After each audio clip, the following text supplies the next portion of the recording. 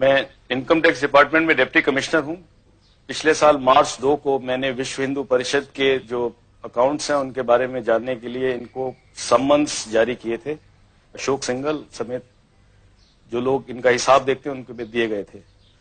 24 घंटे के अंदर विश्व हिंदू परिषद का एक बहुत बड़ा डेमोन्स्ट्रेशन 28 लोधी एस्टेट पे प्रधानमंत्री के बाहर हुआ। उसी दिन मेरा मद्रास तबादला कर दिया गया और तब जो सरकार थी उन्होंने उस पूरी इंक्वायरी को दबा दिया। फिर मुझे सस्पेंड कर दिया गया।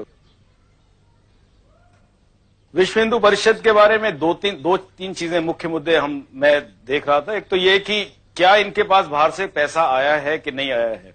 विश्व हिंदू परिषद ने रिजर्व बैंक ऑफ इंडिया को अप्लाई किया था कि हमें बाहर से पैसा लाने दिया जाए, क्योंकि बाहर से उनकी बहुत सारी ब्रांचेज उनके मंदिर के लिए पैसा भेजना चाहते हैं।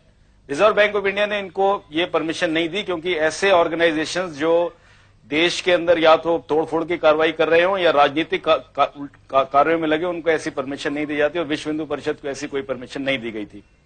विश्व हिंदू परिषद अमेरिका नाम की एक संस्था है अमेरिका में, जिसके करीब 200 ब्रांचेज हैं सारे अमेरिका में, और ऐसी ही ब्रांचेज कनाडा और इंग्लैंड के अंदर हैं, जिनकी संख्या करीब 1 लाख से ऊपर सदस्यों की बताई जाती है और इनसे पैसा इकट्ठा किया गया। ये हमारी नॉलेज में था। ऐसा है कि जब इनकम टैक्स का रिटर्न किसी ट्रस्ट को फाइल करना होता है तो उसको सारे अकाउंट्स की तफसील देनी होती है। ये कानून है। 30 अक्टूबर 1979 को अशोक सिंघल ने एक रिटर्न फाइल की, जिसके अंदर उन्होंने उसके ऊपर तो लिख दिया कि हमको इतना पैसा आया और इतना पैसा हमारा गया है, और मैं उसके साथ सारी एक एक चीज का बयान दे रहा हूं कि कहां से पैसा आया कहां से नहीं आया। वो सारी बयान जो था रिटर्न से गायब था। उनकी फाइल में जो सारे कागज जो कहते हैं हमने सबमिट किए, उसके आज तक डुप्लीकेट्स उसके आज तक नहीं दिए गए। और इनके कई ऐसे नेताओं के खिलाफ हमारे इन्फॉर्मेंट से हमारे पास इंफॉर्मेशन ला रहे थे। इनका झगड़ा भी हुआ विश्व हिंदू परिषद के नेताओं का आपस के अंदर कि 1,66,00,000 रुपए जो शिलान्यास पे खर्चा हुआ वो सारा उसमें काफी बोगस था, उसमें लोग पैसा खा गए हैं। ये बातें वहां पे झगड़ा हुआ, फिर नई कमेटी बनी, लेकिन उसके बाद फिर एकदम ये पूरा विश्व हिंदू परिषद ने जब देखा कि ये बिल्कुल इंक्वायरी उन लोगों की कन्विक्शन के अंदर निकल सकती है, क्योंकि उनके पास ना तो किसी तरह का हिसाब था, तो उन्होंने सरकार के ऊपर ये निश्चित तौर पे दबाव डाला मार्च 8 को कि इसको या तो किया जाए, नहीं तो हम सरकार से अपना समर्थन वापस ले लेंगे। तो ये बार बार ये बोलते हैं विश्व हिंदू परिषद के नेता कि हम कुछ नहीं छुपा रहे हैं।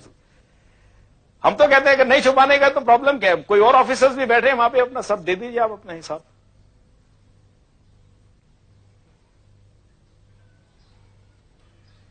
मैं बाहर से जब पढ़ के आया था वापस, तो इसी ख्यालात से आया था कि शायद देश के लिए कुछ करूंगा, लेकिन इस देश में होना है। मैंने एमबीए पास किया था अमेरिका से, मैं सब छोड़ के अपना काम छोड़ के मैं हिंदुस्तान चला आया था। यहां पर अगर एक कानून इंप्लीमेंट करने वाले ऑफिसर को अगर आप उसके साथ ऐसा करेंगे तो इस देश में कोई कानून नहीं रहेगा, ये हम बता सकते हैं। अगर हमारे साथ जो हुआ है, हम आपको बता दें, इस देश के अंदर ये एक फाउंडेशन डल गई है हमारे साथ जो हुआ है कि इस देश के अंदर कभी कानून नहीं रहेगा। क्योंकि अगर जो कानून वाले ऑफिसर्स के साथ ये किया गया जो मेरे साथ हुआ है, तो इसका यही नतीजा है कि देश के अंदर कानून हमेशा के लिए खत्म हो गया।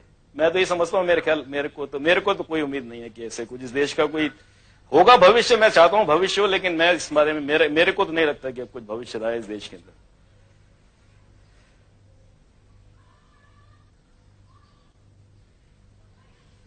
जब आपने ये सब कार्रवाइयां शुरू की तो उसके बाद किसी ने आप पर दबाव डाला या धमकियां वगैरह दी? हाँ, मेरे को 2 बार 2 लोगों ने धमकियां दी। मैं उनके नाम नहीं देना चाहता। 2 धमकियां दी। उन्होंने कहा कि अगर आपने आगे जबान खोली तो हम आपको जान मार देंगे, आपको जान से। सब जगह पैसे वाला गरीब को जलालत जो है सब जगह घुस गई है। और धर्म का उसका नाम देना ये तो बहुत गलत बात है। धर्म तो बिल्कुल ही नहीं है कम से कम।